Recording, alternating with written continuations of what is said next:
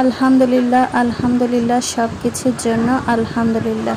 আল্লাহর অশেষ রহমতে প্রতি বছরের মতো এই বছরও আমাদের মধ্যবিত্ত পরিবারের কুরবানিটা খুব সুন্দরভাবে সম্পন্ন হয়েছে। হ্যালো সবাইকে, আসসালামু আলাইকুম। কেমন আছেন সবাই? আই হোপ আল্লাহ তাআলার অশেষ রহমতে সবাই অনেক ভালো আছেন। আলহামদুলিল্লাহ আমরা আপনাদের দোয়ায় ও ভালোবাসায় অনেকটাই ভালো আছি। চলে আসলাম আপনাদের মাঝে আরও একটি নতুন দিনে নতুন একটি ভিডিও নিয়ে। আশা করছি আমার আজকের ভিডিওটি আপনাদের কাছে ভালো লাগবে। আর ভালো লাগলে প্লিজ ভিডিওর শুরুতে একটি লাইক দিয়ে ভিডিওর প্রথম থেকে শেষ পর্যন্ত আমার সাথেই থাকার অনুরোধ রইল। প্রতি বছরের মতো আমাদের মধ্যবিত্ত পরিবারে এইবারও কোরবানিটা খুব সুন্দরভাবে সম্পন্ন হয়েছে। তারই কিছু মুহূর্ত আপনাদের সাথে শেয়ার করব। চাঁদ রাতের দিন এখানে সবাই মিলে রুটি বানাচ্ছিলাম। শাশুড়ি এদিকে রুটি করে দিচ্ছিল আর আমি এদিকে রুটিগুলো করে নিচ্ছিলাম। তো চলে আসলাম ঈদের দিন সকালবেলা।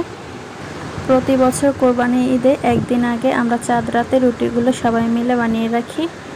তো চলে আসলাম ঈদের দিন সকালবেলা। এই তো দেখতেই পাচ্ছেন সবগুলো রুমের বেডশিটগুলো আমি চেঞ্জ করে দিলাম। সবার রুমের বেডশিটগুলো চেঞ্জ করার পর রুমগুলো পরিপাটি করে গোছানোর পর এই তো আমার বাবাগুলোকে গোসল করে দিয়েছিলাম। তারা ঈদের নামাজ পড়ে চলে এসেছে। ঈদের নামাজ পড়ার পর তাদের পাঞ্জাবিগুলো চেঞ্জ করে দিয়েছি। তারা এইদিকে বারান্দায় দাঁড়িয়ে গরু দেখতেছিল। বলতে বলতে বৃষ্টি নেমে এলো। প্রতি বছর কোরবানি ঈদে হালকা পাতলা বৃষ্টি থাকবে। তো আমরা এখন চলে যাচ্ছি আমাদের গন্তব্যস্থলে, যেখানে আমাদের গরুটা কোরবানি করা হবে। তো চলে আসলাম। এই যে দেখতেই পাচ্ছেন এখানে আমার শাশুড়ি মা সহ আমার শ্বশুর মশাইকে হেল্প করতেছিল। সাথে একজন হেল্প করার জন্য লোকও রেখেছিল। আর সাথে ছিল আমার হাজব্যান্ড আর আমার দেবর। বাইরে প্রচণ্ড রোদ ছিল আর অনেক বেশি গরম ছিল, তাই আমরা মাংসগুলো কেটে কেটে রুমের ভিতরে নিয়ে আসতেছি। আমাদের আশেপাশে যে যার মতো পশু কোরবানি দিচ্ছে আর আমরা এইখানে নিজেদের মতো করে কাজ করতেছি। দেখতেই পাচ্ছেন দূর দূরান্তে যে যার মতো পশু কোরবানি দিচ্ছে। আমি আবার এগুলো দেখতে পাই না, আমার থেকে খুবই কষ্ট লাগে। গরুকে যখন শোয়ানো হয়েছে ঠিক তখনই আমি সরে গিয়েছিলাম। আমি দেখতে পাই না, আমার খুবই কষ্ট লাগে এবং মায়া লাগে, সেজন্য আমি সরে গিয়েছিলাম। কিন্তু কিছু করার নাই, এটাই হচ্ছে আমাদের নিয়ম। আল্লাহর খুশির জন্য ত্যাগ করতে হবে। বাহিরে গরু পরিষ্কার করে মাংস কাটাকাটি করে রুমের ভিতরে নিয়ে চলে আসছে। এইটা আমাদের একটা রুম। এইটা আমার বলতে গেলে আমার হাজব্যান্ডের একটা রুম। এই রুমে সে এখানে বিভিন্ন ধরনের মাছ রেখে থাকে। আমার হাজব্যান্ডের মাছের বিজনেস আছে, তো এখানে সে সকল প্রকার মাছগুলো রাখে। তো এটা আমার খুব পছন্দের একটা জিনিস, গরুর মগজ। আমার শ্বশুরমশাই খুব সুন্দর করে এটাকে কেটে বের করে নিয়েছে। মগজ খেতে আমি খুবই ভালোবাসি। আমার পছন্দের জিনিসগুলো সে আলাদা আলাদা করে রাখছে আমার শ্বশুরমশাই। এবং এখানে সর্বশেষে এখানে গরুর নলাগুলো কাটতেছে। গরুর নলাগুলো খুব সুন্দর করে কাটা হয়ে গেছে। এখন বাবা ছেলে মিলে এখানে গরুর ভুঁড়ি পরিষ্কার করতেছে। প্রতি বছর মেয়ে বউরাই এগুলো করে থাকে প্রতিটা বাড়ির। আমিও করে থাকি, কিন্তু এই বছর আমার হাজব্যান্ড আমাকে আর দেয় নাই। বাবা ছেলে মিলে গরুর ভুঁড়ি পরিষ্কার করতেছে।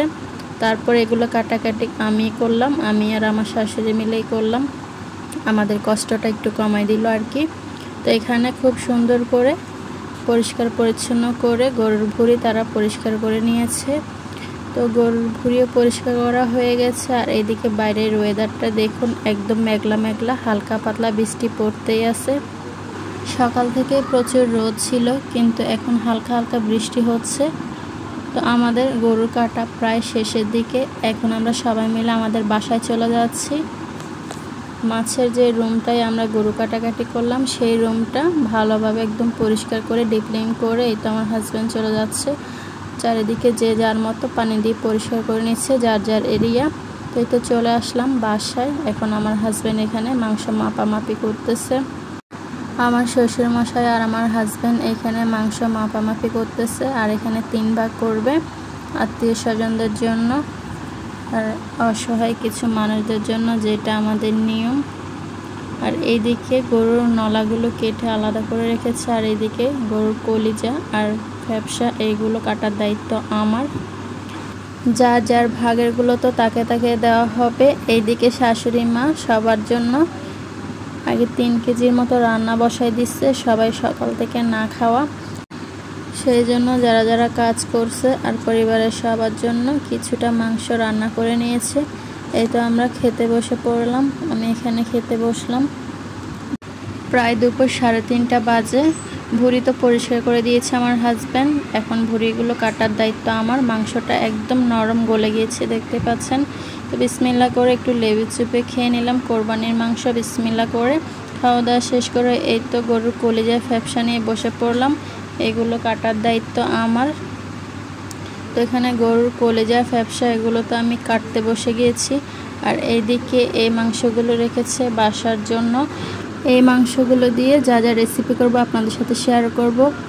মাংসের কোয়াব করব, কালাভুনা করব, আর এদিকে গরুর কোরমা করব, আর এইগুলো রান্না করব। এই মাংসগুলো বাসার জন্য রাখা হয়েছে। এইদিকে ভাগাভাগি চলছে, যাকে যাকে দেওয়া হবে মাংসগুলা। আর এদিকে আমার শ্বশুরমশাই সিন্নির মাংস রান্না করবে, আমাদের চট্টগ্রামের মানুষের জনপ্রিয় একটি রান্না। আর এদিকে ভুঁড়ি পরিষ্কার করতেছি আমি। গরুর কলিজা ফ্যাপসা কাটা হয়ে গেছে, এবার ভুঁড়ি নিয়ে বসে পড়লাম। ভুঁড়ি খেতে কে কে ভালোবাসেন অবশ্যই কমেন্ট করে জানাবেন। আর এই যে সিন্নির মাংস বসাই দিচ্ছে, এইখানে টোটাল 10 কেজির মতো বসানো হয়েছে। এই মাংস জাল করতে করতে একদম ঝুরা হয়ে যায়, খেতে বেশ ভালো লাগে, সেই জন্য এটাকে সিন্নির মাংস বলা হয়। তো এইদিকে আমার ভুঁড়ি পরিষ্কার করা হয়ে গেছে, ভুঁড়ি পরিষ্কার করে এই তো কেটে কুটে নিয়েছি। তো সব কাজ অলরেডি শেষ, প্রায় রাতের 8টা-9টা বেজে গেছে। এবারে কাজ করতে একটু লেট হয়ে গেছে আমাদের, প্রতি বছর একটু আগে হয়ে যায়। যাই হোক আলহামদুলিল্লাহ খুবই সুন্দরভাবে সম্পন্ন হয়েছে আমাদের কোরবানি। তো এইখানে সন্ধ্যার পর শ্বশুরমশাই কিছু ফল নিয়ে এসেছে সবার জন্য। এইখানে লিচু এনেছে, জাম এনেছে, আম এনেছে, আর সাথে ছিল লেবু, আর এদিকে কয়েকটা কাঁচামরিচ এনেছে। তো আর একটু ভিডিও ক্লিপ নিয়ে নিলাম আপনাদের সাথে শেয়ার করার জন্য। তো ভিডিওটা আজকে এই পর্যন্ত, ভিডিওটা আর বেশি বড় করব না। কেমন লাগছে কমেন্ট করে অবশ্যই জানাবেন, ভুল ত্রুটি হলে অবশ্যই ক্ষমা দৃষ্টিতে দেখবেন। ভিডিওটি ভালো লাগলে লাইক কমেন্ট করে পাশে থাকবেন। তো আজকের ভিডিওটা এই পর্যন্ত, সবাই ভালো থাকবেন, সুস্থ থাকবেন, সবাই সবার জন্য মন থেকে দোয়া করবেন।